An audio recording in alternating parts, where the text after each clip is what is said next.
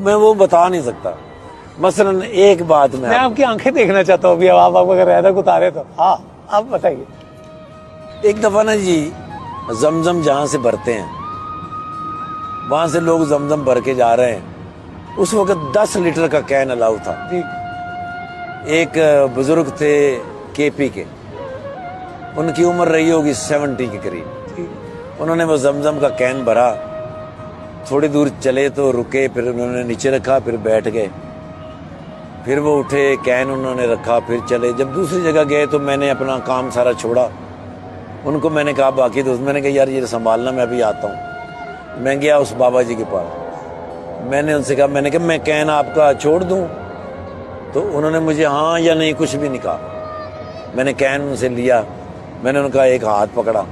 اب میں ان کے ساتھ باتیں کرتا کرتا چلا جا رہا ہوں. تقریباً ½ کلومیٹر ان کا گھر تھا, مختلف جگہیں سے.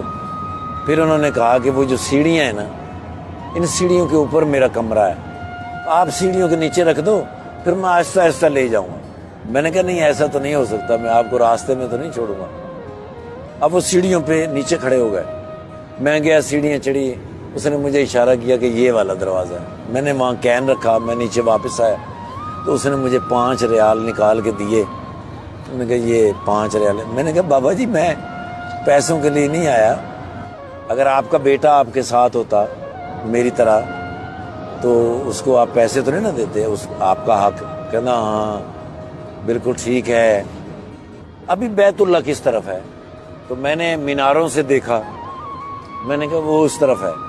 وہ بابے نے ایسے ٹرن کیا, ایسے جولی اٹھائی اور اس نے میناروں کی طرف, بیت اللہ کی طرف کہا, یا خدایا پاکا میرے اس حج کا ثواب اس کو دے دے, میں پھر کبھی آ جاؤں گا. اب وہ میں کس طرح بیان کر سکتا ہوں, اس بابے کو میں کس طرح بیان کر سکتا ہوں. میں ان سے مل کے واپسی کے لیے چلا, جہاں تک وہ مجھے نظر آ سکتے تھے. میں نے پیچھے مڑ کے دیکھا تو وہ میری طرف ہی دیکھ رہے تھے. وہ تب تک میری طرف دیکھ رہے تھے جب تک میں ٹرن نہیں ہو گیا. اور میں ٹرن ہو کے تھوڑا سا آگے گیا, میں پھر واپس آیا. میں نے پھر واپس آ کے ایسے دیکھا تو وہ بابا کھڑے تھے, اور پھر انہوں نے مجھے یوں کیا, اور پھر وہ بابا اوپر گئے.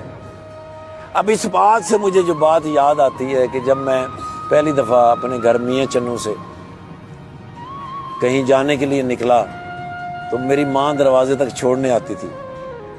ہمارا گھر گلی کے بالکل مڈ میں تھا. جب میں بالکل گلی کے کارنر سے میں مڑتا, میری ماں مجھے دیکھ رہی ہوتی, میں ایسے کر کے مڑ جاتا, پھر میں جان بوجھ کے تھوڑا آگے جا کے واپس آتا تھا. واپس آتا, ماں وہاں کھڑی ہوتی تھی, پھر میں دوبارہ سے یوں کرتا. میری ماں کو اس دنیا سے رخصت ہوئے 30 سال ہو گئے. 30 برس. جی سر. تو بیت اللہ کے اندر جب میں نے اس بابا کو دیکھا, پھر میں نے جا کے جب مڑ کے دیکھا, واپس آ کے دیکھا, تو وہ بابا نے جب مجھے یوں کیا تو میں نے پھر اپنی ماں کے لیے دعا کی.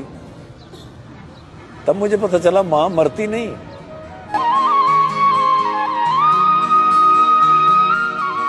تب مجھے پتہ چلا ماں مرتی نہیں, وہ کسی نہ کسی شکل میں کہیں نہ کہیں آپ سے ضرور ملتی.